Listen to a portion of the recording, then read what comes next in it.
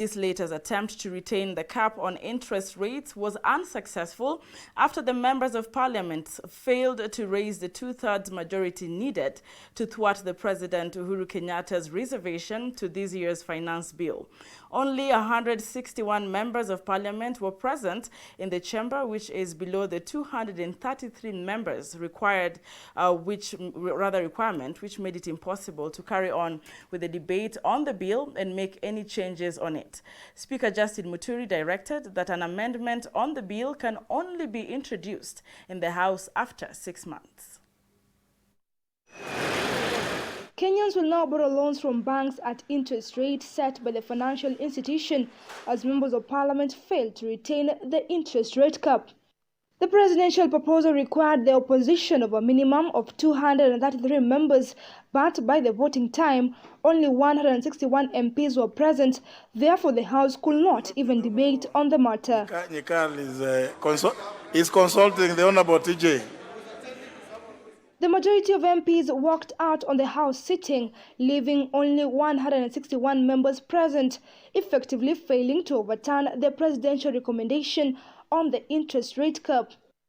MPs who are opposed to the presidential recommendation on the rate cap protested the manner in which the vote was conducted and walked out after suffering a defeat in the House. Speaker Justin Muturi informed the House that only 161 MPs were present in the chamber, which is below the 233 MPs requirement, and directed that an amendment can only be introduced in the House after 6 months.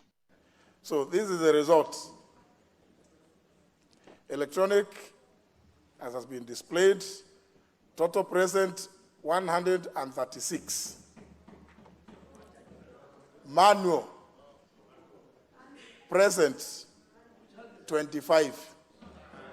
Total 161.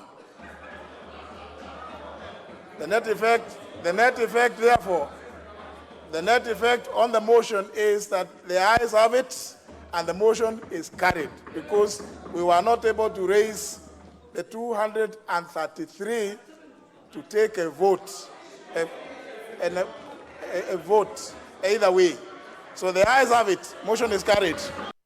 The head of state had refused to assent the Financial Bill 2019 because MPs had done away with the amendment by the National Treasury that sought to repeal the 2016 Banking Amendment Act. President UHURU Kenyatta, in his reservation, had explained that rationing of SMEs from the credit market had lowered the country's economic growth by 0.4% in 2017 and 0.2% in 2018. MPs had passed the recommendation of the National Assembly Finance Committee to hold the existing rate cap at 4% above the central bank rate. Irene Mwangi, KUTV.